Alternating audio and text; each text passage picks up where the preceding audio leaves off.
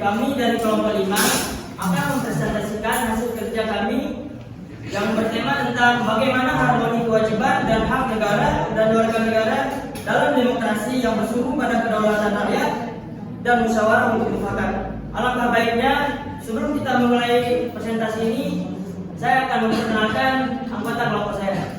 Baik, yang pertama silakan. Perkenalkan, nama saya Putri Mayani Wulandari sebagai pemateri pertama.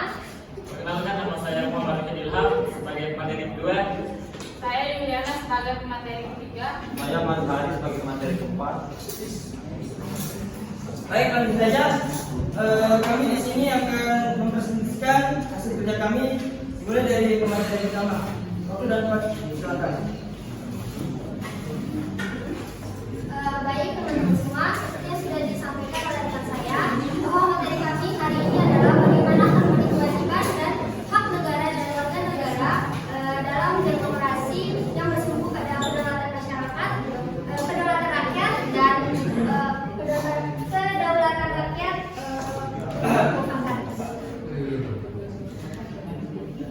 Pertama-tama kita harus ketahui dulu apa itu hak dan kewajiban. Dan di sini sudah ada definisi hak dan kewajiban secara umum. Hak merupakan segala sesuatu yang pantas dan mutlak untuk dimiliki setiap individu sebagai warga negara sejak masih dalam kandungan. Dan hak ini hak seseorang tidak dapat diganggu-gugat oleh siapapun. Nah, ternyata sebelum kita lahir ke dunia ini, kita sudah memiliki hak masing-masing. Maka sih salah satu contoh hak kita di sini, salah satunya adalah kita berhak untuk memeluk agama yang kita yakini. Yang kedua, kita berhak untuk berpendapat sesuai dengan peraturan yang berlaku, dan kita berhak untuk mendapatkan perlindungan hukum termasuk pembelaan diri. Oke, lanjut ke kewajiban. Kewajiban merupakan suatu keharusan atau kewajiban bagi individu dalam melaksanakan peran sebagai anggota warga negara untuk mendapatkan pengakuan akan hak yang sesuai dengan pelaksanaan kewajiban tersebut. Nah, selain kita memiliki hak, kita juga memiliki kewajiban. Nah, apa sih salah satu kewajiban kita sebagai warga negara? Salah satunya adalah kita berhak untuk membayar pajak tepat waktu, kita berhak untuk mentaati peraturan dan perundang-undangan, dan kita juga berhak untuk mentaati peraturan lalu lintas saat berkendara. Nah, lanjut ke konsep dan urgensi harmoni kewajiban dan hak negara dan warga negara. Sejak perjuangan yang bersifat kedaerahan dilanjutkan perjuangan menggunakan organisasi modern, dan pada akhirnya perang kemerdekaan memungkinkan kita pada saat ini lebih paham akan budaya hak daripada kewajiban. Akibatnya tumbuhlah mentalitas gemar menuntut hak akan tetapi ketika dituntut untuk menunaikan kewajiban malah tidak mau. Dan seperti yang sudah saya singgung tadi, bahwa warga negara lebih mengutamakan haknya daripada melaksanakan kewajibannya. Nah, adapun menurut teori korelasi yang mengatakan bahwa ada hubungan timbal balik antara hak dan kewajiban. Menurut mereka, kewajiban seseorang berkaitan dengan hak orang lain, dan begitu juga sebaliknya. Mereka berpendapat bahwa kita baru dapat berbicara tentang hak yang sesungguhnya jika ada korelasi tersebut. Akan tetapi hak yang tidak ada kewajiban yang sesuai dengannya tidak pantas dikatakan hak. Mungkin itu saja pemateri dari penyampaian dari saya. Karena di sini kami sudah membagi tugas masing-masing, dan materi selanjutnya akan disampaikan oleh rekan saya. Baik, untuk materi kedua adalah perlunya harmoni kewajiban dan hak negara dan warga negara Indonesia. untuk mendapat keseimbangan hak dan kewajiban dengan cara mengetahui posisi diri kita sendiri. Sebagai seorang warga negara, kita harus mengetahui hak dan kewajibannya, seperti yang tercantum dalam hukum dan peraturan yang berlaku. Jika hak dan kewajiban seimbang dan terpenuhi, maka kehidupan masyarakat akan aman dan tentram.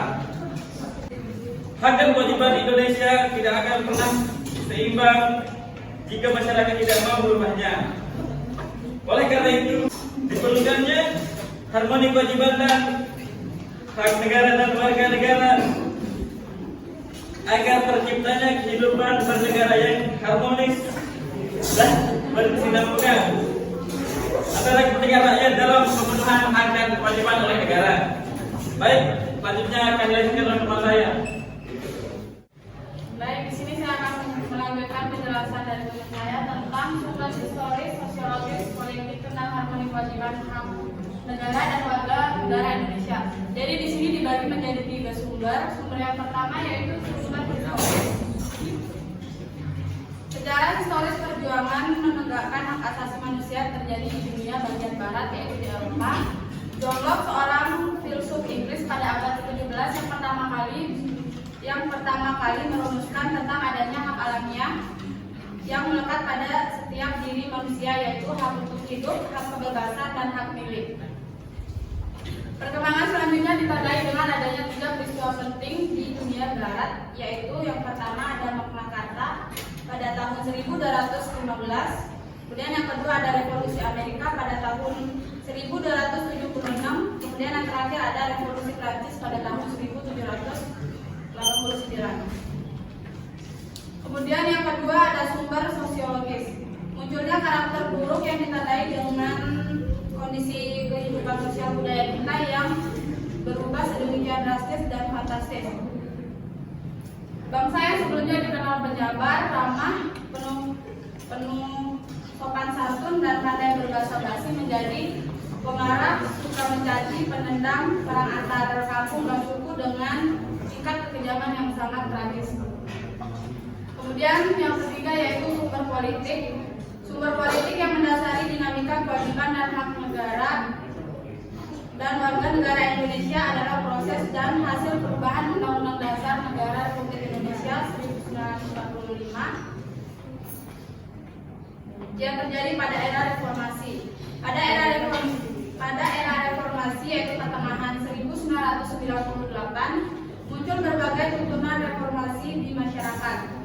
Tuntunan tersebut disampaikan oleh beberapa komponen bangsa, terutama oleh mahasiswa dan pemuda.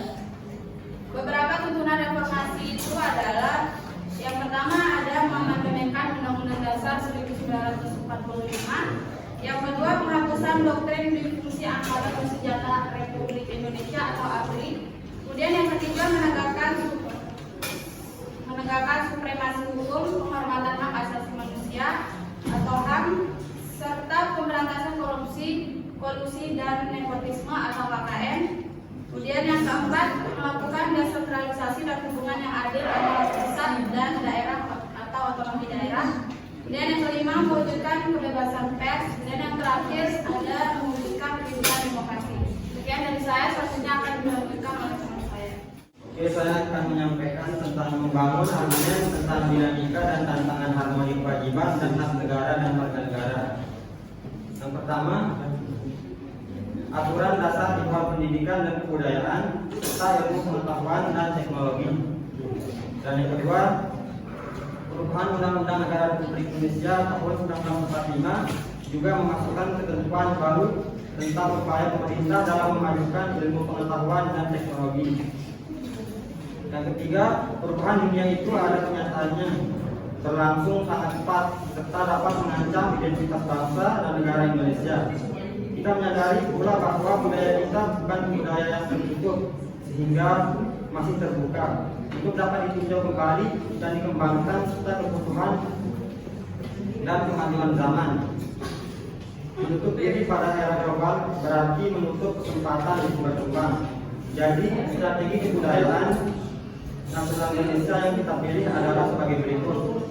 Yang pertama, menerima sepenuhnya unsur-unsur budaya asing sesuai dengan kepribadian bangsa. Yang kedua, menolak sepenuhnya unsur-unsur budaya asing yang tidak sesuai dengan kepribadian bangsa.